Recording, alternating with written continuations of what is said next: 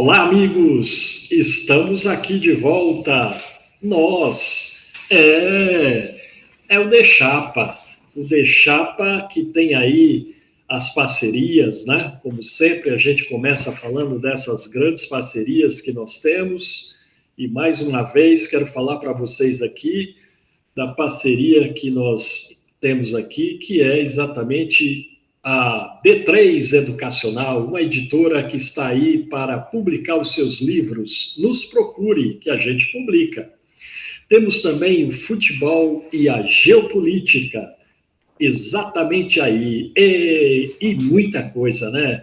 A multipolar plataforma, a plataforma multipolar, que trata aí da geopolítica. E temos ele, Márcio Forte, o mexicano que mais entende do futebol.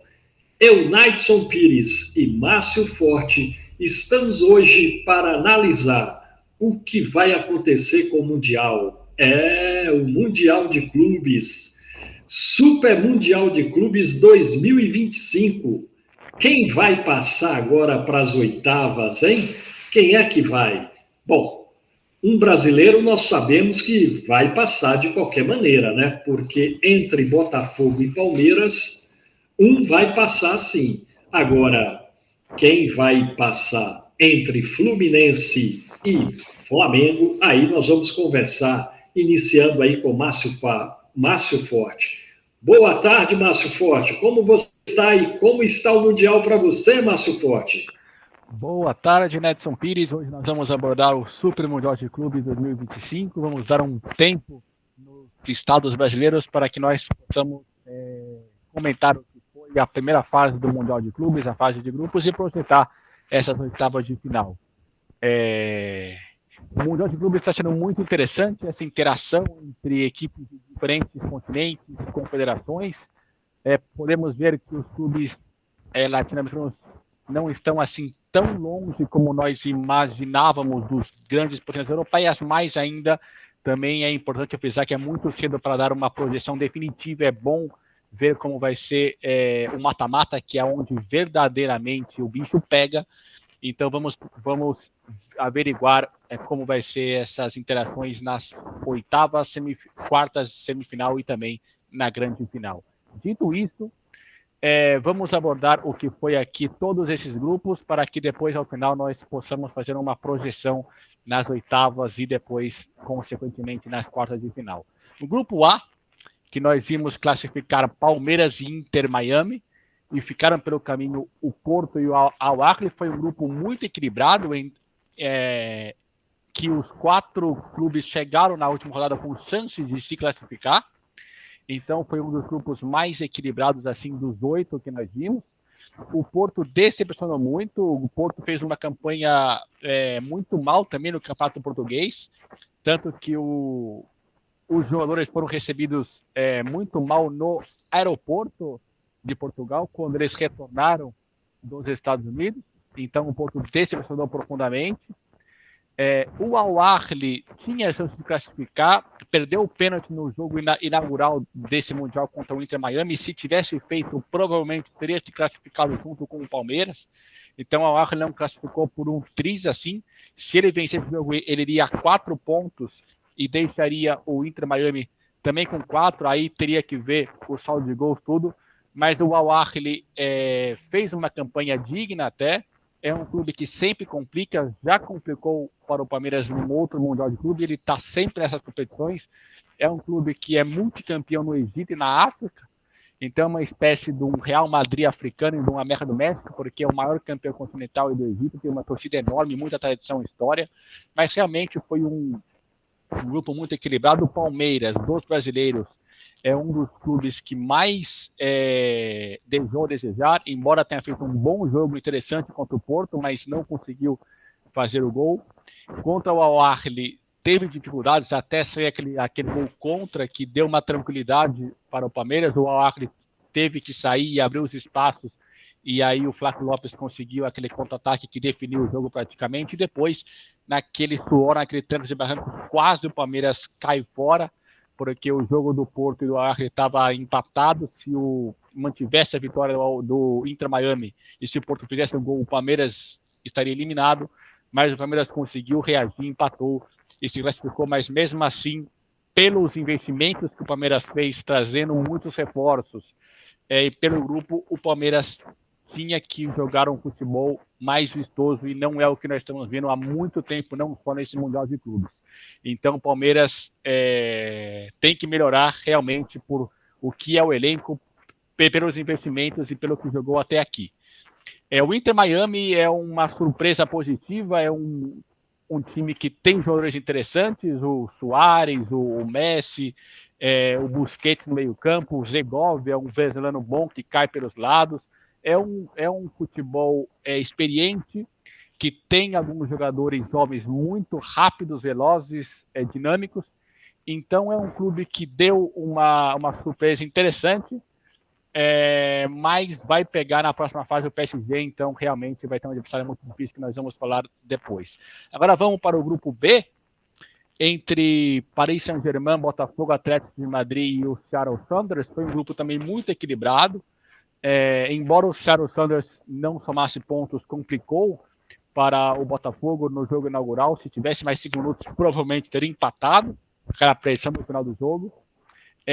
E o grupo ficou mais entre os 3 primeiros que disputaram as vagas iniciais. O Botafogo foi muito favorecido pela goleada inicial do Paris Saint-Germain contra o Atlético de Madrid, 4-0, que isso deu uma maior tranquilidade no último jogo para o Botafogo, que conseguiu a vitória heróica contra o Paris Saint-Germain nessa rodada 1-0 no icônico Rose Bowl de Pasadena. Mas realmente o Botafogo surpreendeu ao mundo essa vitória, depois um jogo muito equilibrado contra o Atlético de Madrid, conseguiu a vaga pelo saldo de gol. Agora vai jogar no confronto brasileiro muito esperado de amanhã contra o Palmeiras, e o Paris Saint-Germain com certeza é um dos favoritos da título, como nós vamos abordar aos detalhes ao final desse programa. No grupo C, o Benfica e o Bayern Munich se classificaram, deixando para trás o Boca Juniors e o Auckland City. Nesse grupo, o que mais chamou atenção foi a fragilidade do Boca Juniors, que representa um dos 5 gigantes do futebol argentino. Até começou bem, fazendo 2-0 contra o Benfica, mas deixou empatar. E aquele gol de cabeça do argentino contra o Boca parecia que pavimentou o caminho para a eliminação do quadro boquense nesse Mundial de Clubes. Começou bem, fazendo 2-0, depois os 2 argentinos, o Di Maria empatou, diminuiu de pênalti, e depois de cabeça o zagueiro igualou no final um 2-2 melancólico para o Boca Juniors, o que foi principalmente o primeiro tempo.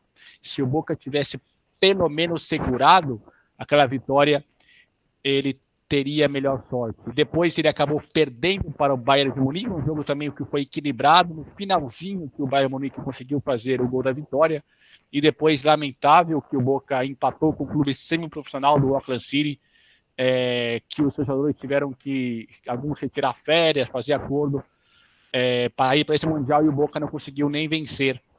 É certo que no outro jogo estava vencendo o Benfica, o Bayern de Munique, talvez isso desmotivou, mas não justifica. O Boca tinha a obrigação de vencer o Auckland City na última rodada, pelo que representa o Boca Juniors no futebol, tanto argentino como latino-americano em geral, que também mundial.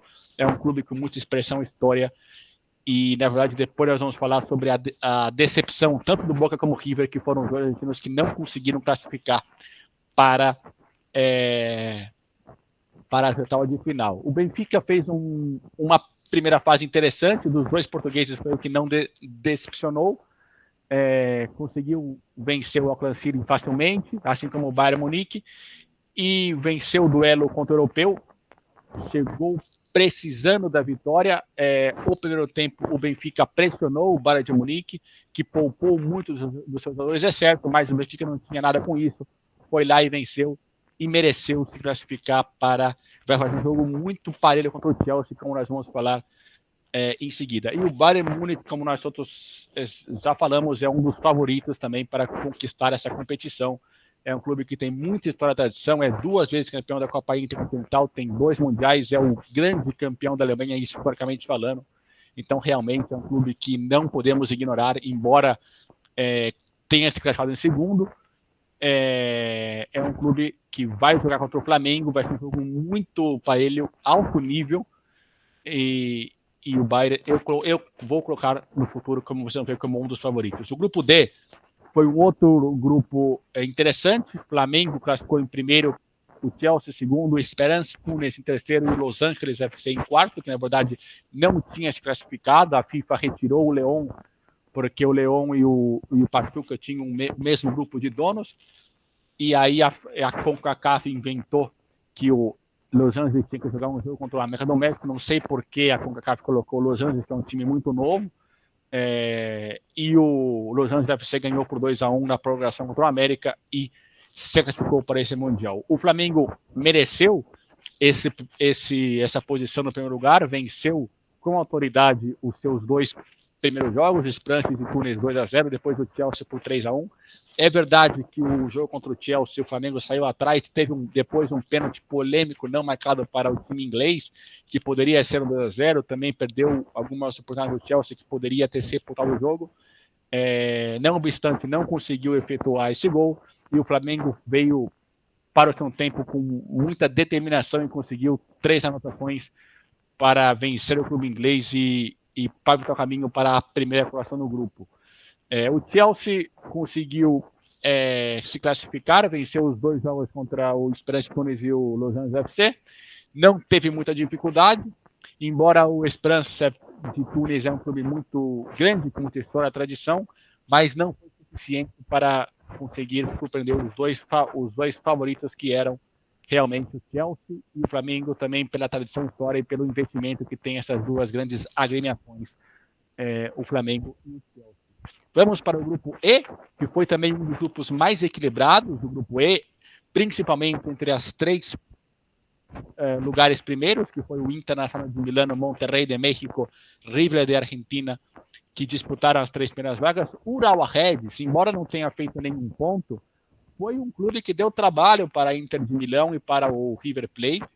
No jogo inaugural, o River estava 2-1 no sufoco ali, o Urawa Reds quase empatou, e depois o River conseguiu a terceira anotação com alguns desentendimentos da zaga do Urawa Reds, que às vezes era muito inocente, mas no último jogo saiu na frente do Inter de Milão, deu trabalho, e a Inter não estava acertando o jogo, numa genialidade do atacante argentino Lautaro Martinez, conseguiu um empate numa puxeta, num voleio, numa mini bicicleta, e aí no último lance do jogo praticamente conseguiu a virada, a Internacional de Milano, e depois, no último jogo, a Inter fez a sua melhor apresentação contra o River Plate, que não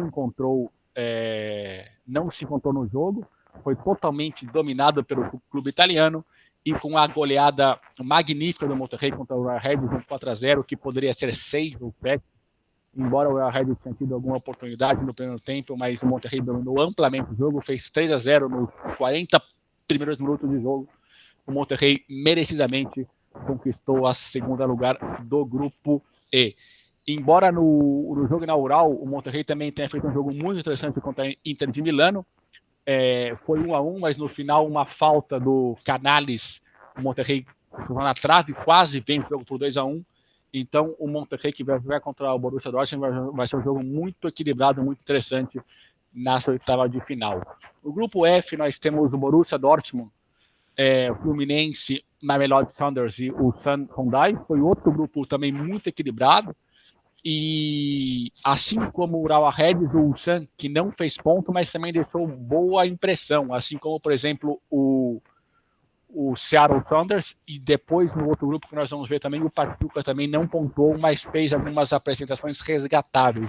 O nível do Mundial é muito alto, então muitas equipes que não pontuaram também deixaram boas impressões, e o Sun, o Urawa Reds, o Pachuca e o Seattle Sounders são clubes que fizeram alguma coisa interessante nesse Mundial. O jogo inaugural, Fluminense e Borussia Dortmund, foi muito equilibrado. O Fluminense jogou ligeiramente melhor, poderia ter vencido, perdeu algumas oportunidades de gol. Depois o Fluminense caiu de nível no jogo contra o Ulsan, começou ganhando, levou a virada e depois conquistou outra virada por 3 gols. No sufoco ali conseguiu, aos trancos e barrancos, vencer. E o Mamelodi Sundowns de Sudáfrica, da África do Sul, foi uma boa surpresa, venceu o jogo contra o Ulsan, fez um jogo muito equilibrado contra o Borussia Dortmund, perdeu por 4-3, e no último jogo, muito equilibrado contra o Fluminense, eu diria até que ligeiramente melhor o quadro sul-africano, e o Fluminense sofreu muito e bobeou perder essa classificação numa bola ali. Então o Fluminense tem que acordar, porque jogar contra a Inter de Milão, que está crescendo na competição, realmente vai ser um jogo muito difícil para o tricolor do Rio de Janeiro. Grupo G. Esse grupo foi o mais desequilibrado, eu diria. Manchester City e Juventus foram as duas principais equipes, depois o Al-Ahly dos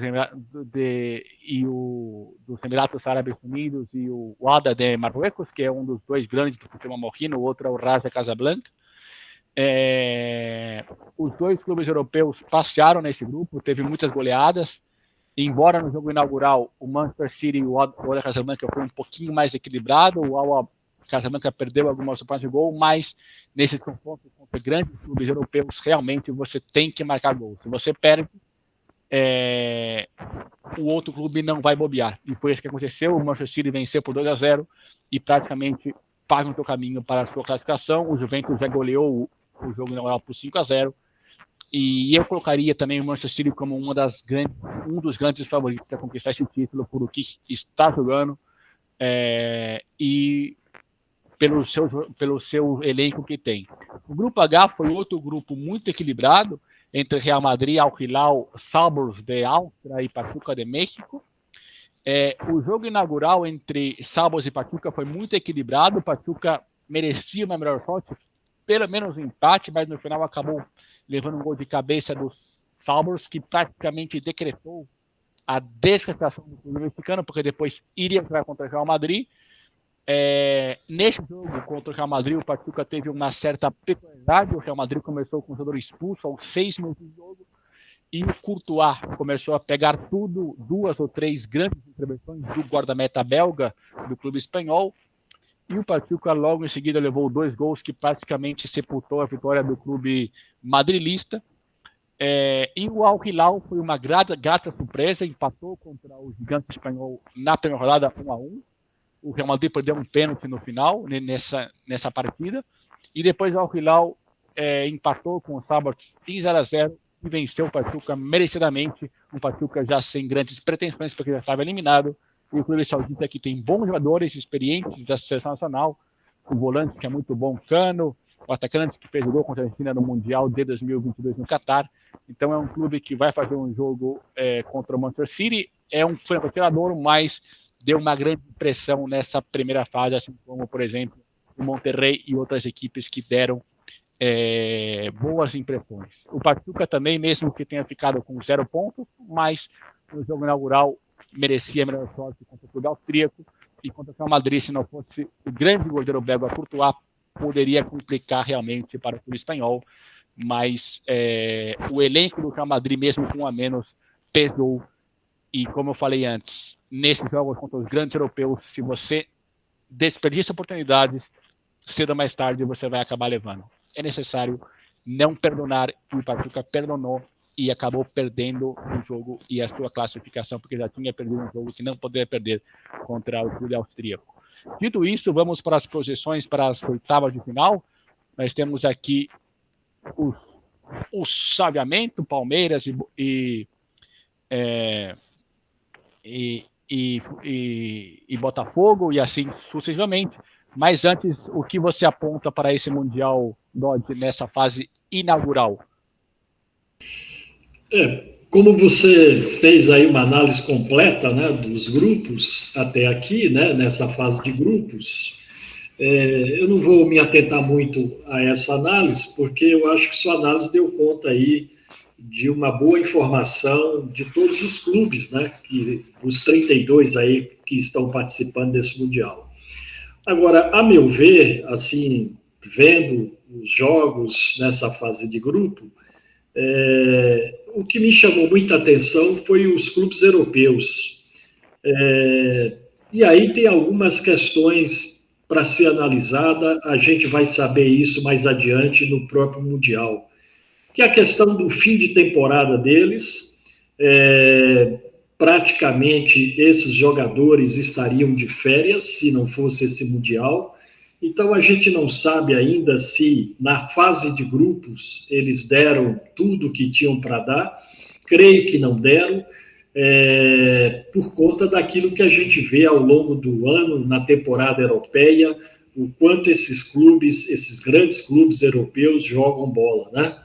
Então eu fico na dúvida se de fato esse início, né, na fase aí de grupos dessa Copa do Mundo de clubes, teve verdadeiramente o empenho dos times europeus. Como eu já disse, eu acho que não deram, e para confirmar isso, a gente vai ver agora no mata-mata, que realmente vai definir aí as posições e os encaminhamentos para ver quem vai chegar mesmo lá no grande dia 13 de julho para fazer aí a final e desse primeiro Mundial. Então, as minhas impressões são essas, Márcio Forte.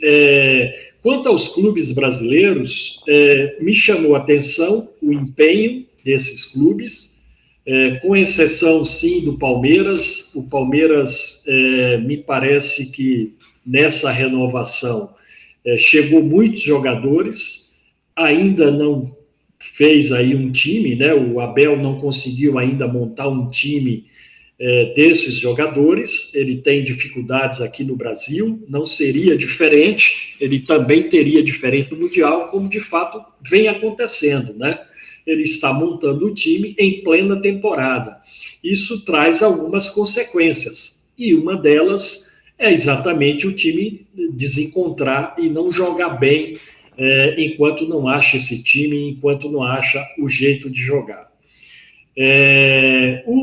O Botafogo também surpreendeu bastante, porque chegou jogadores em cima da hora, e esse clube conseguiu, na fase de grupos, um grande feito que foi ganhar do PSG.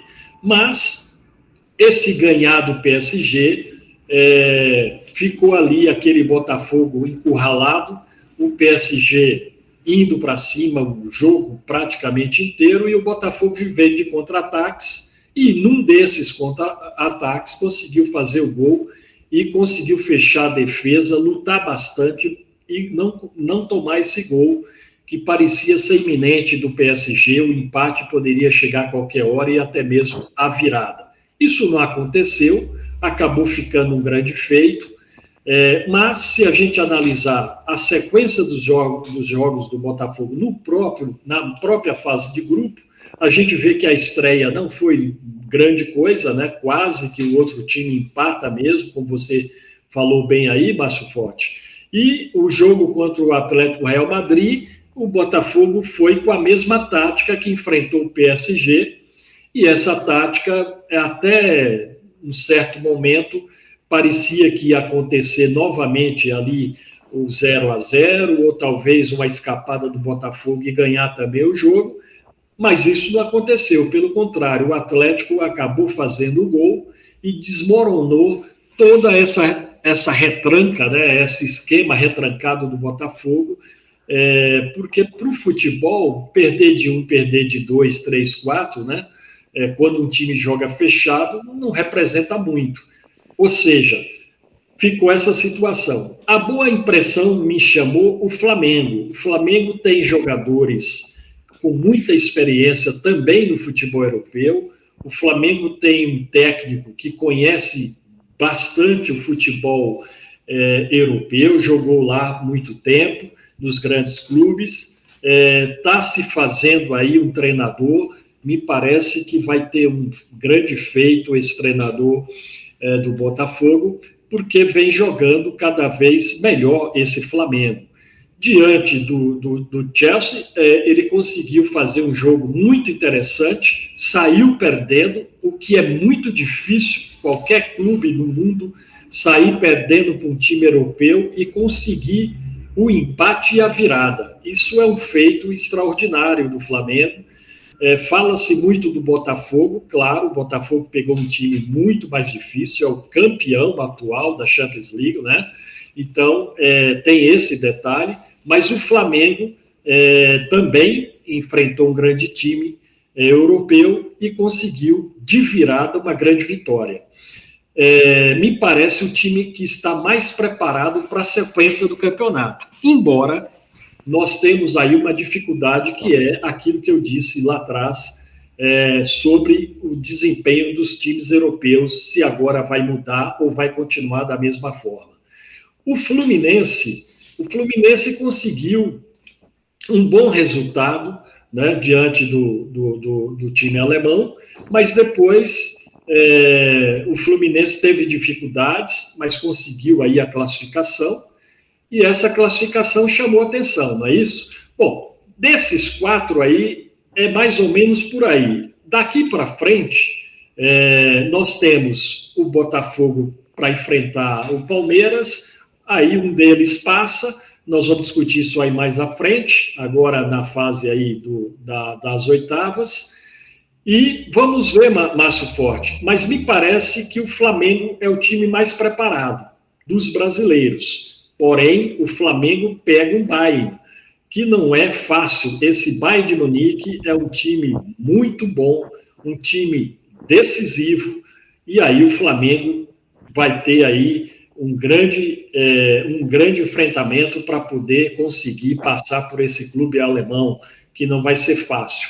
Mas jogo é jogado, o Flamengo tem jogadores com experiência, tem esquema, tem vontade, tem uma possibilidade também de jogar futebol, porque daqui para frente, para finalizar, mais forte, eu acho que tanto Palmeiras, Botafogo, Fluminense, qualquer outro clube, né, que não seja esses grandes europeus, vai ter que jogar muita bola, não é mais só o esquema de fechar para ver o que acontece, isso não vai acontecer mais, daqui para frente, todos os times, inclusive os europeus, vão ter que jogar bola. E jogando bola, aí as coisas tendem a ficar mais difíceis para os times sul-americanos, os times de outros continentes, mesmo o time americano, né, do Messi, vai ter muita dificuldade daqui para frente.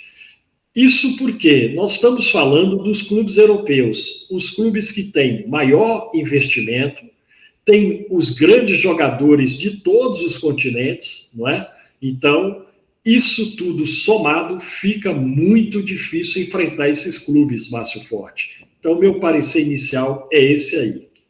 Vamos, então, agora para essa fase das oitavas, o mata-mata de cada time aí, para a gente fazer uma breve análise do que pode acontecer daqui para frente nesse espetacular Mundial de Clubes 2025, o primeiro Mundial de Clubes. Tomara que essa Copa, né, pegue para valer e que nós tenhamos daqui para frente uma grande história também da Copa de Clubes no Mundial, Márcio Forte. Isso traria mais força para o futebol mundial e oportunidades para todos os clubes de todos os continentes se enfrentarem numa Copa do Mundo. Isso é fabuloso, Márcio Forte. E vamos incentivar para que isso continue, porque está muito bom até aqui, Márcio Forte. Perfeito, grande Neto Pires, ótima intervenção, abordando o que foi a primeira fase, a projeção futura. Agora vamos abordar esse chaveamento, esses cruzamentos que nós estamos vendo nessa imagem. Vamos abordar primeiramente esse choque entre Palmeiras e Botafogo, um clássico do futebol brasileiro. São duas das 12 principais equipes do país, o Inter e o São Paulo. Eu diria que está 50% para cada um, mas o Palmeiras tem um pouquinho mais de responsabilidade de vencer o Botafogo. O Palmeiras não vem bem há muito tempo, está sendo criticado o Abel Ferreira por não estar um futebol vistoso, alegre para os seus torcedores. O Palmeiras está devendo mais, inclusive nesse Mundial, do que o Botafogo, que já venceu um jogo muito grande contra o Paris Saint-Germain. Os investimentos do Palmeiras, como por exemplo o Roque, o Evangelista, o Paulinho e outros, também incrementaram o elenco do Palmeiras, que já era muito extenso. Então isso também aumenta, intensifica a responsabilidade do Palmeiras nessa partida. O Botafogo, embora seja o atual campeão brasileiro e da Copa Libertadores, também não vinha bem. Algumas das suas figuras mais importantes foram vendidas. Não fez um bom campeonato estadual. Não começou muito bem também o Campeonato Brasileiro, embora está bem na Copa do Brasil. E na Libertadores começou aos trancos e barrancos, se classificou na fase final. Então, por essas circunstâncias temáticas, o Palmeiras, por também estar mais devendo nessa competição, vem com um pouquinho mais de responsabilidade para vencer essa partida. Acredito que se o Palmeiras for eliminado, vai ter muito mais cobrança do que se o Botafogo cair nessas oitavas de final, principalmente pelo fato heróico que foi o Botafogo vencer o Paris Saint-Germain na segunda rodada no icônico estádio Rose Bowl em Pasadena, em Los Angeles. O enfrentamento entre o Benfica e o Chelsea eu também vejo muito equilibrado, também coloco os 50%, mas pelo que foi o jogo do Benfica contra o Bayern Munique, que o Benfica veio muito ofensivo, muito envolvente, com o Di Maria jogando muito bem, eu daria um ligeiro favoritismo para o clube português, também pelo fato de ele estar num choque anímico muito positivo também por essa primeira posição no seu grupo. Embora seja um jogo muito equilibrado, eu reconheço isso, mas se eu tivesse que apostar numa agremiação, eu colocaria o clube português principalmente por esse golpe anímico que foi essa vitória monstruosa contra o gigante da Baviera, jogando muito bem por sinal. No final, claro, o time se retraiu, mas era esperado. Mas do que foi o primeiro tempo, mesmo com o Bayern de Munique desfalcado, a intensidade do jogo foi muito significativa e isso nós não podemos ignorar. A partida entre o Internacional de Milano e o Fluminense, se o Fluminense jogar como jogou contra o Borussia Dortmund, pode equilibrar e pode fazer um jogo muito equilibrado e parelho. Mas, como você falou, Edson Pires, todos os clubes não europeus vão ter que jogar esses enfrentamentos com um nível de concentração altíssimo. Qualquer bobeada, qualquer desconcentração pode custar muito caro. Então, o Fluminense, se jogar como jogou contra o Mamelodi e o Sun, não vai resistir à Internacional de Milano, que está numa ascensão muito expressiva nesse Mundial de Clubes. Jogou mal contra o Monterrey, não jogou bem contra o Urawa Reds Diamonds, e no último jogo contra o River Plate deu uma ascensão, um crescimento muito, muito significativo. Então o clube também está numa ascensão, um golpe anímico positivo como o Benfica. Então o Fluminense, se não jogar um nível de consideração alto, se não jogar como jogou pelo menos contra o Borussia Dortmund, realmente vai ser muito complicado para o tricolor das Laranjeiras avançar às oitavas de final. Lautaro Martino é um jogador determinante, desequilibra jogos, ele consegue desequilibrar individualmente, é o atual vice-campeão 2 vezes consecutivas da Champions League, ou seja, é um clube que tem uma continuidade expressiva nos últimos anos, também com títulos do Campeonato Italiano ultimamente, então a Inter é a favorita para esse confronto, e o Fluminense, se quiser classificar, vai ter que jogar um futebol perfeito, não vai poder errar. Mas eu se tivesse que cravar, eu cravaria o clube italiano nas quartas de final, pelo que foi principalmente o jogo contra o River Plate nessa última rodada. O jogo entre o Manchester City e o Al Hilal da Arábia Saudita, realmente o clube inglês é amplo favorito, mesmo o Al Hilal tendo feito um jogo interessante contra o Real Madrid, equilibrou o jogo. teve a chance de fazer 2-1 em muitas ocasiões, fez um jogo bom contra o Pachuca e também contra o clube austríaco, o Salzburg. Vai ser um jogo, pode pintar um jogo equilibrado, mas o Manchester City inegavelmente é o amplo favorito para essa partida. Vamos para o outro lado do chaveamento, Paris Saint-Germain e o Inter Miami. Eu dou o mesmo critério para o jogo, para o confronto anterior. O Inter Miami pode equilibrar o jogo, porque tem jogadores experientes e mescla com uma juventude, como por exemplo o Segovia, o ponta venezuelano, que é muito bom jogador. Como eu já falei, tem o Busquets no meio campo, que dá uma experiência, um toque de bola. Na frente tem o Suárez e o Messi. O Messi é sempre uma atração, o 10 casco que consegue dessoar, tem um chute bom com a esquerda na bola parada. Pode pintar um jogo equilibrado, mas eu coloco o favoritismo para o clube francês do Paris Saint-Germain, pelo que representa o elenco e tudo mais. Realmente vai ser muito difícil para o Inter Miami conseguir passar para as quartas de final. Fluminense Bayern Munique vai ser um jogo muito interessante, com uma intensidade astronômica. Eu considero que vai ser um jogo muito parelho, equilibrado, e o Bayern não vai poupar agora, como poupou contra o Benfica, vai vir com força máxima. O Flamengo não vai ficar atrás, porque isso não é da natureza desse elenco do Flamengo. O Chelsea aceitou que o Flamengo ia ter a posse de bola, o Chelsea se retraiu, conseguiu um gol no contra-ataque, com um descuido da zaga do Flamengo. Não acredito que o Bayern Munique vai aceitar jogar atrás, reativo no contragolpe, então vai ser um jogo que cada um vai tentar atacar, então vai ser um jogo com uma intensidade muito, muito expressiva, e eu dou um ligeiro favoritismo para o quadro da Baviera, da Alemanha, o Bayern Munique, mas realmente vai ser um jogo muito equilibrado. Entre Borussia Dortmund e Monterrey também vai ser um jogo altamente equilibrado. O Monterrey está numa ascensão muito expressiva, está um entusiasmo no quadro regiomontano de Nuevo León, no norte do México. O técnico do Monterrey é o Domenech, o espanhol que já dirigiu o Flamengo em 2 ou 3 anos atrás, se não me engano.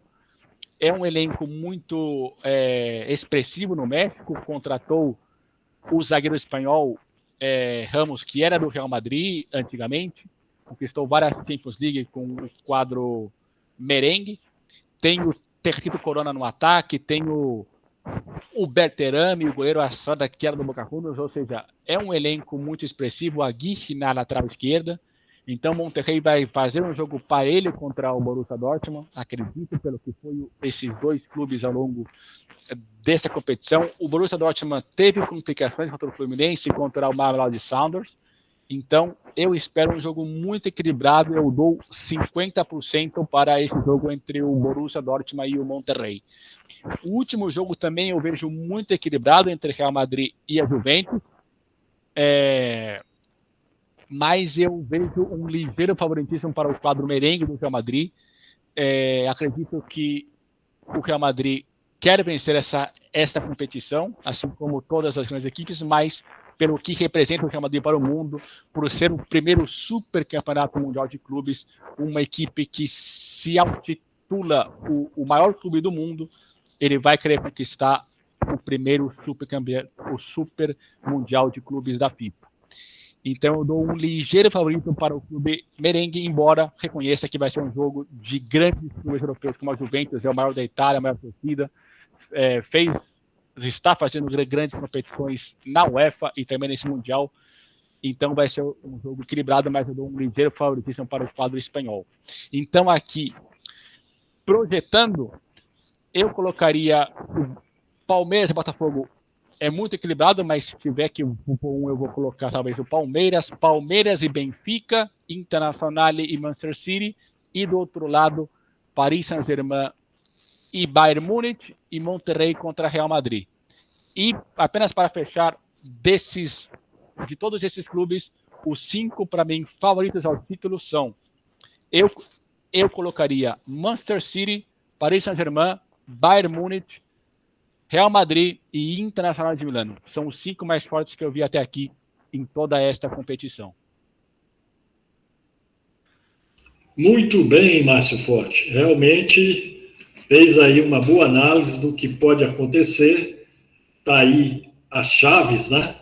E nessas chaves eu vou no caminho aí, mais ou menos um pouco diferente aqui e ali com você, mas sempre pensando aí na questão dos times europeus, né? Porque, pelo tudo que eu já disse anteriormente, são os clubes mais favoráveis, certamente, para ganhar esse Mundial, e não seria diferente, não é? Mas vamos lá, Palmeiras-Botafogo. Aqui é um jogo diferente do que esses dois clubes se enfrentam aqui no Brasil, né? Nas competições nacionais, ou mesmo nas competições da Libertadores. Esse jogo é um jogo bastante difícil, né, para os dois, porque é um Mundial de Clubes, né? Infelizmente, os dois vão ter que jogarem e um vai ter que tirar o outro da competição, né? Então, é um jogo bem diferente, embora aqui também são jogos decisivos, mas o ângulo, né, da competição, me parece que o Mundial tem uma importância muito grande para os dois clubes. Mas, vendo o que eu vi até agora, penso eu que o Botafogo vai ter que jogar bola, não vai funcionar ficar lá atrás, porque o Palmeiras, tendo um time que jogue atrás, vai ter todo o campo, e aí o Palmeiras tem um elenco mais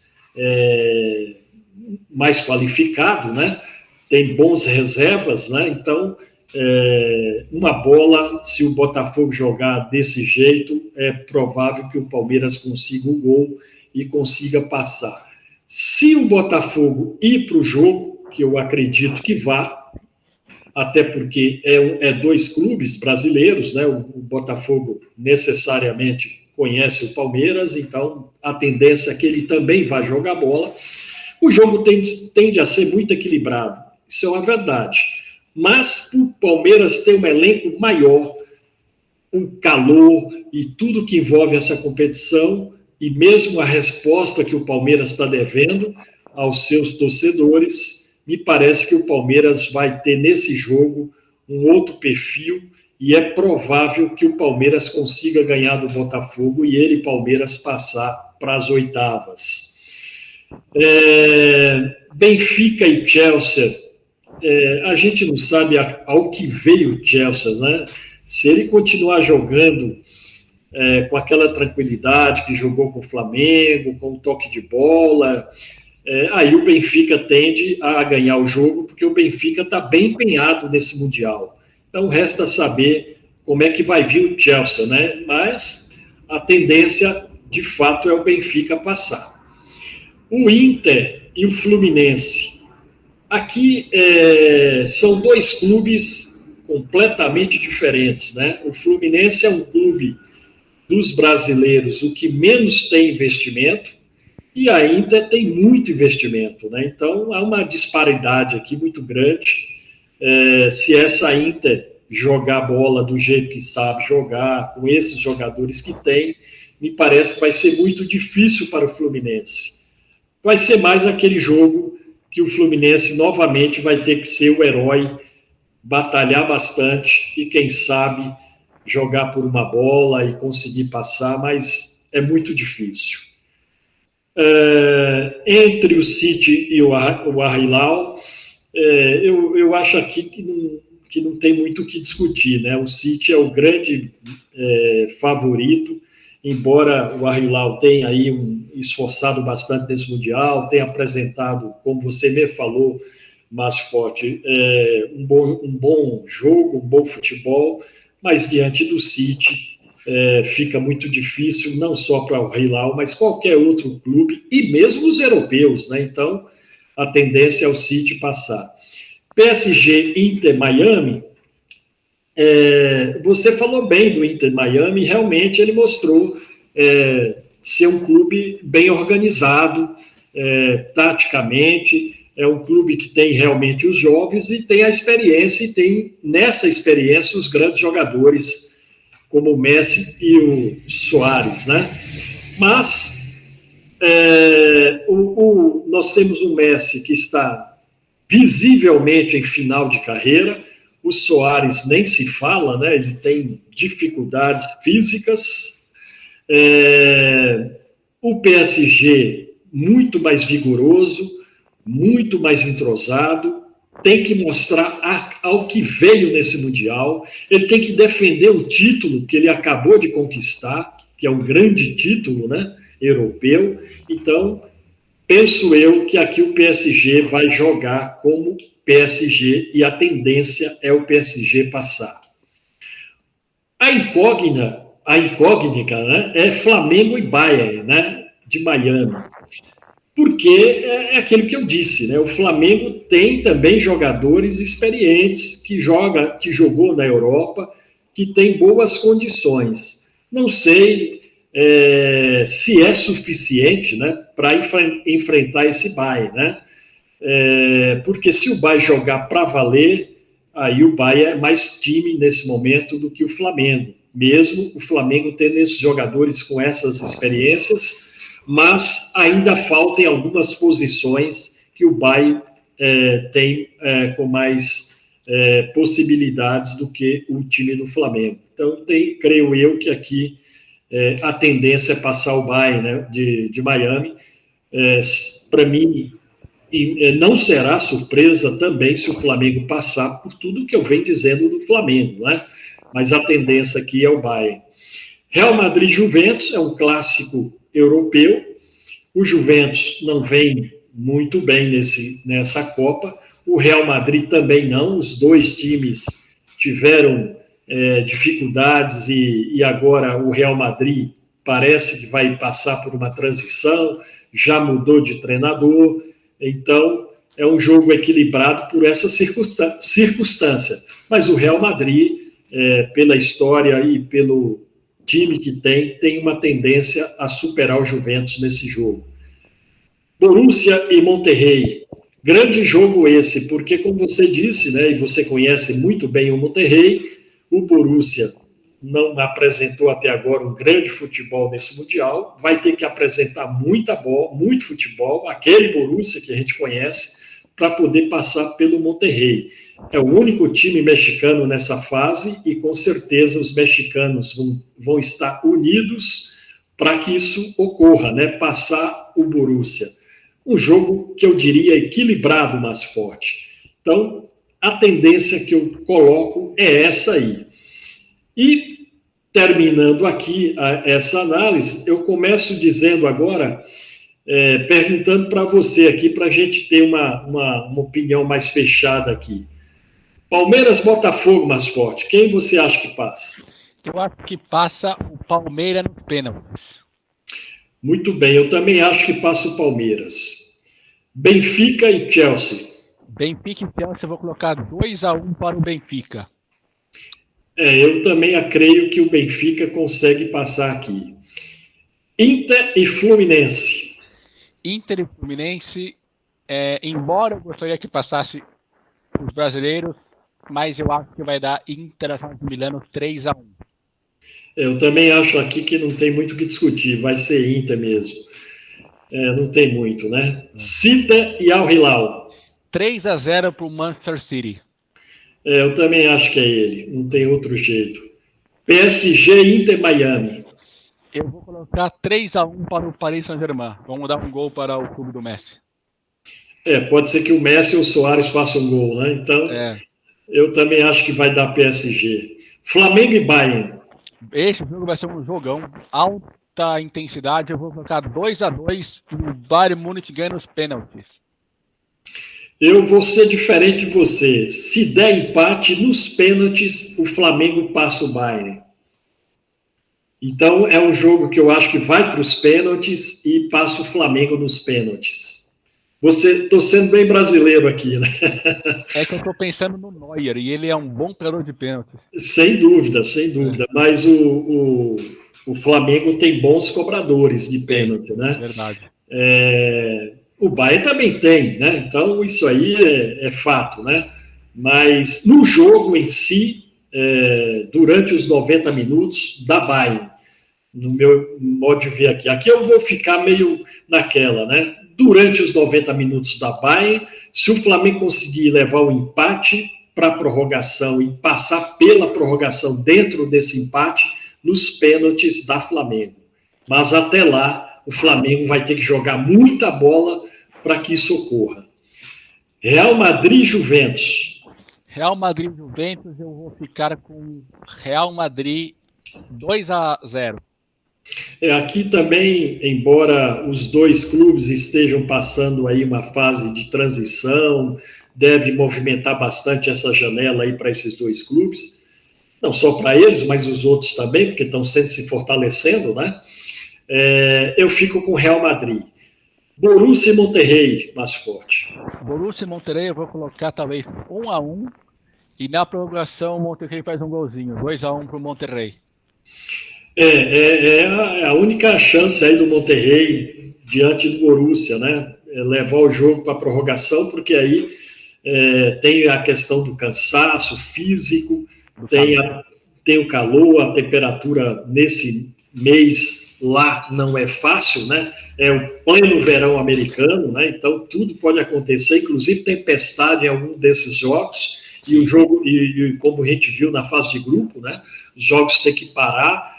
E aí sim é complicado, né? Porque se qualquer um desses jogos tiverem que parar por conta do tempo, vai ser prejudicial, muito prejudicial para os dois clubes, né? Porque não é normal você estar numa competição, ter que parar o jogo e depois voltar para continuar esse mesmo jogo, né? Nunca é fácil para o atleta diante dessa situação. Tomara que isso não ocorra. Aqui eu vou na mesma situação do Flamengo lá e vou com você. Acredito que se o Monterrey conseguir levar o empate nos 90 minutos, tende a ganhar na prorrogação por conta do cansaço. Porém, se o Borussia se encontrar e jogar o futebol que a gente conhece que ele joga, eu acho que aí dá Borussia. Vou ficar na mesma situação do grupo lá do Flamengo, do jogo do Flamengo e o Bayern, certo, Masforte? Certíssimo. Então, diante dessas nossas opiniões, a única questão que eu colocaria para a gente finalizar o programa aqui hoje, Masforte, já o adiantado da hora, eu perguntaria para você o que aconteceu nesse Mundial até aqui. Os europeus não é tudo que se mostravam ser,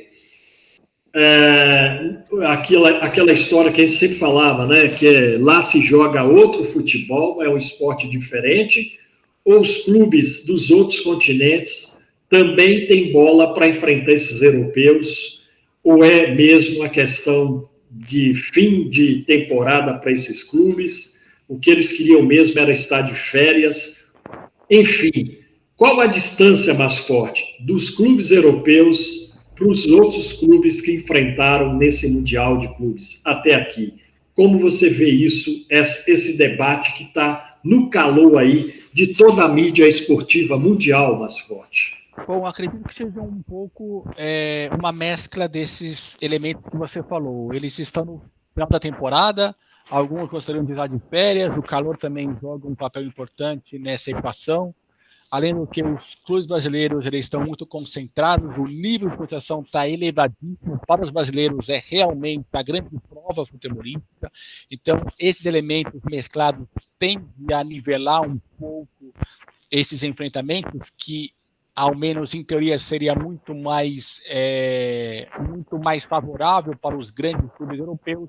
Não obstante, ainda está muito cedo para que nós possamos fazer uma projeção definitiva. Agora que o bicho vai pegar, é a grande prova realmente, essas oitavas, quartas, semifinal e final. Então, até agora está muito equilibrado por todos esses fatores que nós falamos, mas realmente para que nós possamos ter uma prova definitiva é realmente necessário esperar um mata-mata, que é onde os grandes realmente dão as caras. Então, acredito que principalmente o Bayern Munich vai dar o Benfica Internacional de Milano, que são clubes que estão crescendo. Esses clubes vão realmente jogar para valer, tanto como o Real Madrid, o Paris Saint-Germain e o Manchester City, que são as grandes atrações dessa competição. Um outro elemento importante que você trouxe na sua intervenção inicial é o futuro dessa competição. O Infantino já disse que vai seguir sendo nos Estados Unidos em 29, mas o Brasil se posicionou favorável para que ele fosse o anfitrião do próximo Super Mundial de Clubes, que será em 29. Talvez a FIFA dê esse Mundial para a Espanha, para que acalme os grandes espanhóis, para que eles se coloquem favoráveis a essa competição. Talvez se mantenha nos Estados Unidos por um fator econômico, midiático, das torcidas, da infraestrutura que o país tem, ou pode ser no Brasil. O Infantino agradeceu o Brasil se colocar na possibilidade de ser um anfitrião. Então, são elementos interessantes para que nós possamos projetar no futuro para o segundo grande Mundial de Clubes, que vai ser daqui 4 anos, que pode ser ou também nos Estados Unidos, ou no Brasil, ou na Espanha, para que a FIFA possa acalmar essa pressão, esse choque entre FIFA e UEFA. Talvez seja uma estratégia da FIFA para que ela possa acalmar a UEFA e colocar a UEFA baixo dos seus interesses. Vamos ver como será essa próxima competição. E a FIFA também pensa em aumentar o número de clubes de 32 para 48, como fez no Mundial de Seleções. Muito bem. Uma coisa que me chama a atenção nesse Mundial é se os brasileiros, né, os times brasileiros, vou ficar nos brasileiros por conta de não conhecer tanto assim os outros calendários, né? Mas uma coisa está provada nesse Mundial. O futebol brasileiro joga demais, né? Se jogasse como jogam os times europeus, com a quantidade de jogos dos times europeus, os brasileiros teriam mais condições de apresentar, mesmo aqui no Brasil, um futebol melhor. Mas também tem outras questões, né? Tem a questão dos gramados, que também teria que melhorar bastante. Nós temos poucos gramados aqui no Brasil com boa qualidade. Isso precisa melhorar muito para que esses clubes possam jogar mais futebol. E tem um detalhe também que eu acho aí que é o fundamental, né? A capacidade de conseguir reunir um elenco e ter esse elenco por um bom tempo, como tem os times europeus. Isso é a parte mais difícil, talvez, para o futebol brasileiro. Porque, veja você, Masforte, nesse Mundial, os clubes brasileiros, talvez com exceção do Flamengo e Palmeiras, voltarão para o Brasil mais fracos do que foram. O Botafogo, certamente, porque vários jogadores ali estão fazendo as despedidas, né? O Palmeiras está perdendo o Estevão, né? O melhor jogador tecnicamente do clube, né? Isso traz um prejuízo. Quem o Palmeiras vai ter para substituí-lo, né? Então o Palmeiras também vai ter essa dificuldade naquela posição. Nas outras, não tende a perder ninguém porque acabou de chegar, né? Mas nunca se sabe, né? Os europeus, se gostou de algum jogador nesse Mundial, certamente na janela que vai abrir, vem buscar esse jogador e aí dinheiro tem para isso, né? Então, esse é outro grande problema, né? A questão de continuidade dos elencos. Então, essas são as dificuldades que eu vi nesse Mundial, que se o Brasil conseguisse resolver, a gente voltaria a ter aqui no Brasil o futebol que sempre tivemos. Mas que agora, por conta de tudo isso que eu estou dizendo, o futebol brasileiro foi perdendo espaço e hoje está muito distante daquilo que a gente vê no futebol europeu. Veja você, né, até mesmo com os brasileiros, né, a gente falou aqui da pujança aí do Real Madrid. O Real Madrid tem lá Vinícius Júnior, que deveria estar jogando no Flamengo, né? O Rodrigo, que deveria estar aqui no Santos, né? Entretanto estão lá no Real Madrid. O Endrick deveria estar no Palmeiras, né? Então, certamente, se esses jogadores estivessem nos clubes brasileiros, os brasileiros seriam mais fortes. Então, esse é um grande problema no nosso futebol. E o pior de tudo isso que eu estou dizendo é que me parece que, por enquanto, nada disso vai mudar aqui no Brasil. O México passa pela mesma situação ou não, Márcio Forte, para a gente finalizar? Na verdade, o México não tem um calendário tão apertado assim como, por exemplo, o futebol brasileiro e argentino. No caso do futebol brasileiro, tem os estaduais que são que tem muitos jogos. A gente já falou isso em outras intervenções, quando a gente fala sobre a necessidade de resgatar os 5 históricos regionais e suplantá-los por esses estaduais obsoletos, diminuir essas datas que dariam um oxigênio para aumentar, inclusive, o brasileiro e que os clubes jogassem partidas mais interessantes em menor quantidade. Isso seria benéfico para todo o futebol brasileiro no geral.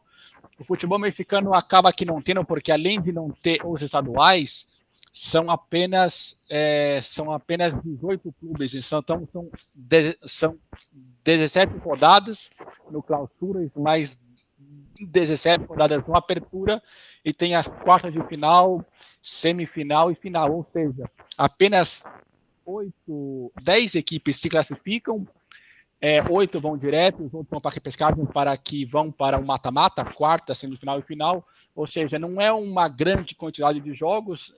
Atualmente não tem a Copa México, que tinha até uns 4 anos atrás, a Federação Mexicana tinha resgatado essa competição, mas não tem mais, ou seja, tem apenas esse torneio, tem a Copa dos Campeões da CONCACAF, que vão 4 mexicanos praticamente, e no mês de julho tem sempre uma interação, uma espécie de uma pré-temporada contra alguns clubes dos Estados Unidos, uma pré-temporada, ou seja, não é muito inchado o calendário mexicano, como, por exemplo, no Brasil, que nós conhecemos que é uma loucura, e na Argentina, que tem 28 clubes no campeonato, também tem a Copa Argentina, que mescla com o campeonato nacional, além da Copa Libertadores, a Sul-Americana, ou seja, são muitas mais competições, e felizmente, mas também nós temos outros problemas, mas na parte do calendário e dos gramados, o México não sofre como, por exemplo, o futebol brasileiro sofre.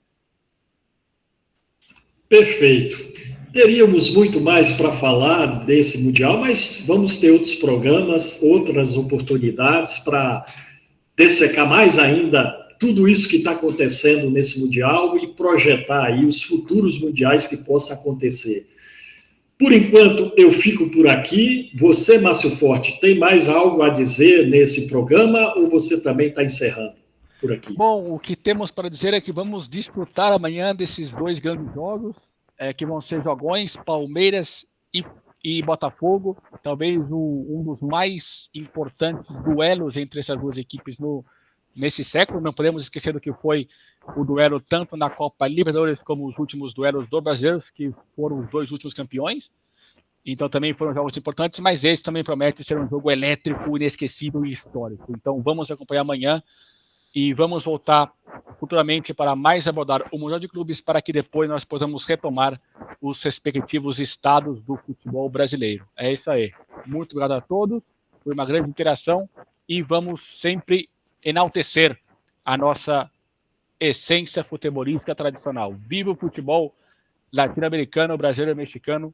Sempre vamos enaltecer as nossas instituições esportivas. Muito bem, tá aí as palavras finais de Márcio Forte. Eu também vou me despedindo por aqui. Até o próximo programa, gente. Voltaremos em breve para falar ainda muito desse Mundial e voltar também com o nosso programa histórico, que já é histórico, falar da biografia, da história dos clubes brasileiros. E o próximo programa que está se montando aí é o futebol de Brasília, né? Então, brevemente a gente traz o programa aqui e a todos tenham aí uma boa tarde, uma boa noite, enfim, um bom dia para a hora que você estiver nos vendo nesse programa De Chapa Super Mundial de Clubes 2025. O programa De Chapa sobre o Mundial tem as parcerias da editora D3 Educacional, do Futebol e Geopolítica e da plataforma Multipolar. Bem, gente, estamos indo embora. Como o Márcio Forte falou, esperamos amanhã para os grandes jogos que vai acontecer lá nos Estados Unidos, nesse primeiro Mundial de Clubes. Tchau, gente, até a próxima, e bom futebol a todos, e bom futebol para o mundo do... Olá, amigos, estamos aqui de volta.